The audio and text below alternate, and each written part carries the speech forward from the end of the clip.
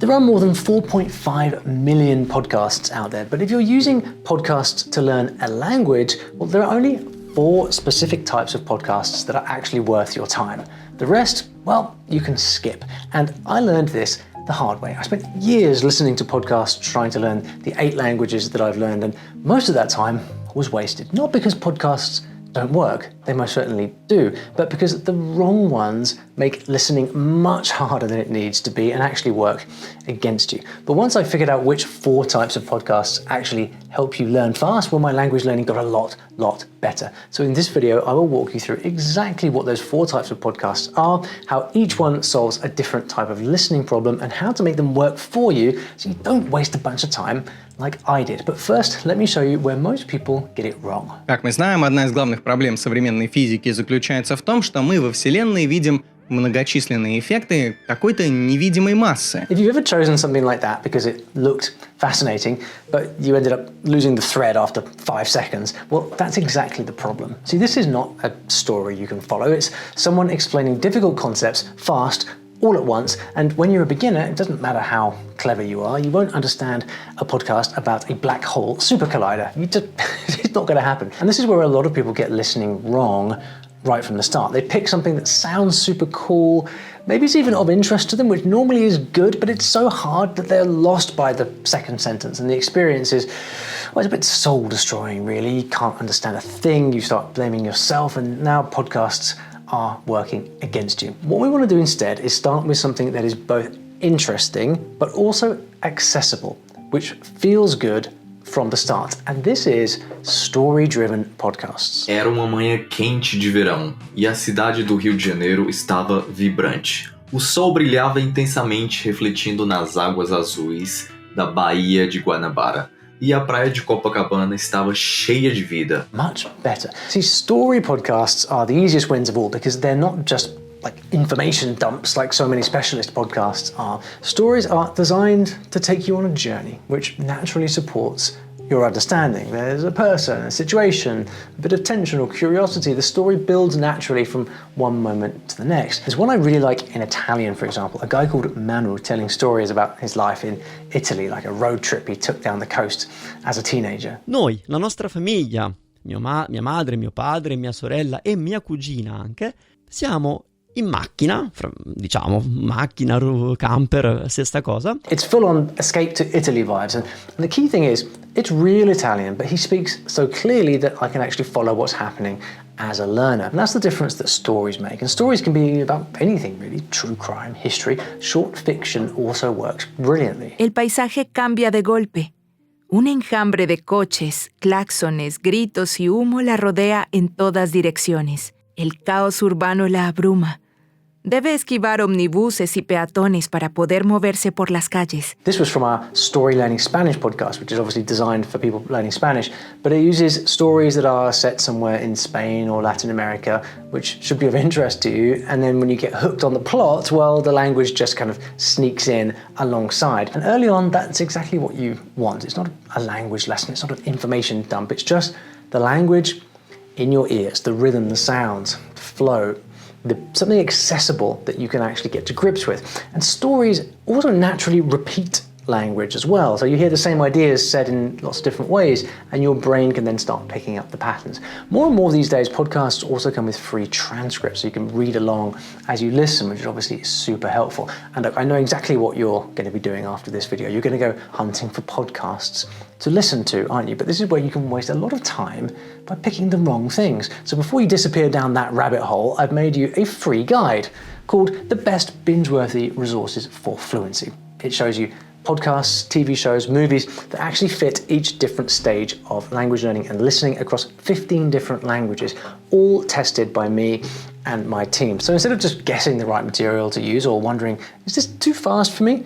Should it really feel so hard? Well, you can just press play, sit back and know that you are on the right track. If you'd like this free guide, you can scan the QR code on the screen or click the link in the description, pick your language and you'll be pointed straight to resources we've made that actually make listening feel doable. It's completely free and it will save you a lot of time. Now, story podcasts are great when you just want to listen and not stress about understanding every word, but at some point you start craving a bit more than that. Let's say you're learning French and you overhear French people chatting somewhere, or you click on a video and while it's playing, you're thinking to yourself, yeah, I'm following this, I got this.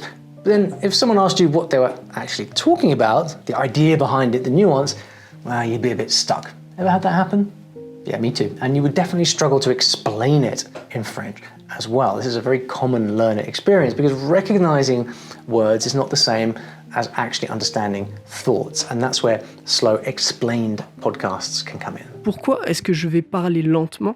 C'est pour aider les gens qui ne parlent pas encore très bien le français à pouvoir apprendre grâce à cette parole lente. When these are done well, they're downright addictive. The host will slow things down just a bit, speak clearly and naturally, and when something tricky comes up, they pause, unpack it, and then later on they might come back to the same idea and say it in a different way. Of course, podcasts like this are not stories. They're usually someone talking about everyday stuff, culture, cooking, daily life, what's going on in the world. Bonjour à tous nos auditeurs. Salut Dominique. Salut Iman. Chaleureuse bienvenue à tous. Nous commencerons notre émission en évoquant l'actualité. I do like a bit of news in slow French. Actually, I also like the longer podcasts from Inner French. They get into some pretty edgy topics too, like why French people love to provoke people just to get a reaction. And don't worry, these podcasts, they're not too dumbed down. They hit a really nice sweet spot where you're not just following along anymore. You could probably pause and explain what they've just said. Some people call this comprehensible input, which the technical term sounds very fancy, but all it really means is you understand the majority of what's going on, but it's still stretching you enough to improve your skills. And in fact, with some podcasts, the episodes will get progressively more challenging, which is a good sign. But if you're still thinking about that Russian black hole super collider. Так вот, сейчас космодром Байконур использует российская госкорпорация, то есть государственная корпорация. That's more like it. Still about space, but this one you can actually follow. I mean, if you're learning Russian, which I'm not, so obviously I couldn't follow it, but the point is, it's slow and clear enough that you can feel how the meaning comes through, even if you don't catch all of the words. Really, save the high-level sciencey stuff for when you're fluent. Personally, I like my Type 2 podcasts to be all about culture, daily stuff, the sort of things that actual people in the country end up thinking about, because that's why I'm learning languages, really, is to connect with people in those countries. That's what I like, but honestly, as long as it's on a topic that you enjoy, it ends up not feeling like studying at all. It's just really interesting and very satisfying. After a few episodes of the podcast, you get used to the voice of the host, their style, the way they explain things. The important thing is you really, really have to like the host, or it ain't gonna work. But I've had podcasts like this where I really enjoy listening to the host, and if I miss a few days, I actually start to miss listening to them. And that's how you know that this kind of podcast is really working on a deep level, because it's the bridge from, yeah, I can kind of follow this, to, hey, I really get this, and I could even explain it back to you. But understanding on its own still isn't the whole story, because what are you gonna do the moment you're surrounded by real native speakers on the street? Because unfortunately, ain't nobody going to slow down for you in real life. And that's why you need podcast type number 3. So you might be doing great with stories, you might love slower explained podcasts, but then you hear 2 real people talking. 時々積もりますよね。そうですね。でも、私がスペインに来て3年ですが、今のところ降ったことがないです。Yeah, suddenly things are not so clear. But why? Well, it's because this is what the language actually sounds like in real life. And if you never get used to this kind of real listening, well, how are you ever going to know how to speak? Speaking is always going to feel unnatural because you've never spent any time listening to the way that people actually speak. And this is where conversational podcasts come in. You get to hear the language in action, real dialogue, 2 hosts chatting, friends talking over each other, interviews that go off on weird tangents. People interrupt, hesitate, argue, use slang, trail off halfway through a sentence, then do a complete 180. Bon, cette nuit, t'as bien dormi? Bah, c'était compliqué. Bah, peut-être le petit, il s'est levé à quoi? À 1 heure d'abord? 1 heure? D'abord à 22h. Ouais. It's a bit chaotic, but come on. you want this really. It's the language in its true colors. And that's exactly why this kind of podcast trains your ear in a way that nothing scripted ever can. You're not listening for perfect sentences anymore. You're getting used to a real life conversation. And this matters because even before you start speaking much yourself, your brain is already building a picture of how conversations actually work. You're learning what normal sounds like in Italian, Norwegian, Japanese, whatever. Now, this kind of listening can feel rough at first. It can be a bit of a fire hose. There's less control, especially if people are messing around. 2 pølser i ett brød, det er imponerende. Har han gått for tur i tur da? Ja, det ser sånn ut. Bek med rek. Og bek med rek. Han går for bek med rek der da. Går ned til publikum, kysser kona si. Men hva skjer nå da? But here's the interesting bit. If you can follow even part of a real conversation, something finally clicks up in your head. You suddenly have a reference point. Your brain goes, oh, this is how people actually talk in Norway. No slowing down, no carefully explaining, just real walking down the street Norwegian. And once you've got that, well, that's where speaking starts to become a reality. So we're smashing it now, right? Yeah, well, about that, because just when you think you've cracked it, you start second guessing everything you're doing. Now, listen carefully, because this last type of podcast, well, this is the one that makes all the others pay off. It's not immersion, it's not even practice, but without it, everything else takes twice as long. If you want to do something for your pronunciation, first of all, get started from the very beginning, and then I think you should learn to listen actively. So to look for details, to notice things, to ask. See what he's doing here? He's not giving you more language. He's pointing your attention at the right thing, helping you understand what actually matters and when it matters, because you could do everything right. You're listening loads, you've got great podcasts on rotation, stories, explainers, conversations, and still feel like the language is just like a sieve straight out of your brain. And then you try to speak with your own mouth, your own voice, and it still feels like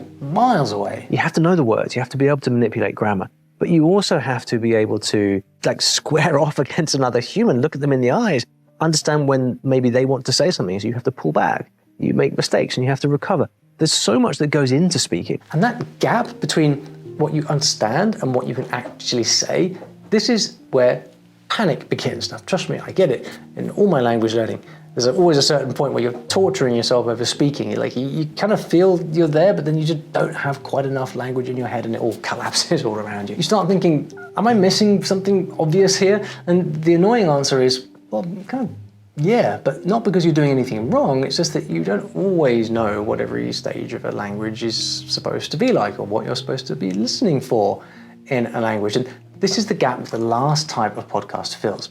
It is the educational podcast that goes, right, when you're learning a language, here's what counts, here's what doesn't count, and here's what's normal at this stage of your learning. And this is the whole concept behind my story learning podcast that I record every week. It's talking behind the scenes about the meta strategies of learning. Here is how to learn, here is what is normal, here's what you should and shouldn't be able to do at different stages of the language learning journey. Because if you understand that and you understand what's normal, well, you can stop worrying and panicking and overthinking because you realize, hey, I'm actually doing pretty well. And when you finally understand your own learning journey, well, it's like you can breathe again, because now you can actually use all of these different podcasts that we've been talking about in this video and actually enjoy them and enjoy the process. But look, after all of this, there is one guiding principle for all listening and all language learning for that matter, which is that if you don't actually love the podcast that you are listening to, well, none of this stuff works anyway. When I was learning Italian back in 2018 or something like that,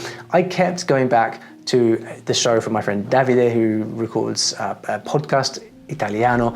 I loved listening to that, and I didn't care if I'd already heard the episode. I would go back and listen to it over and over again because I just really enjoyed listening to his Italian and the way that he talked about everything. It was the perfect thing for me at that stage of my learning. And that's why the best podcast of all is still the one you keep coming back to, because repetition beats perfection every day of the week. But hang on a second.